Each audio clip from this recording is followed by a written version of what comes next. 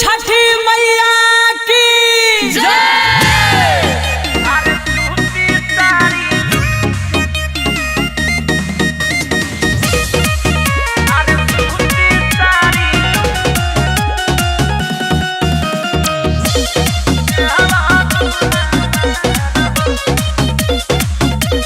छठी माई के घटिया पछोड़ी के पड़ाका कइले बड़ा तू तो सुन धमाका ई ठीक ना कइले लेकिन छठी माई के घटिया पछोड़ी के पड़ाका कइले बड़ा तू तो सुन धमाका आदत से तो हरा पानी हम कहला चार हो आदत से तो हरा पानी हम कहला चार हो अरे सूती साड़ी लुटी से जरल देहवा हमारा हो अरे सूती साड़ी लुटी से जरल देहवा हमारा हो।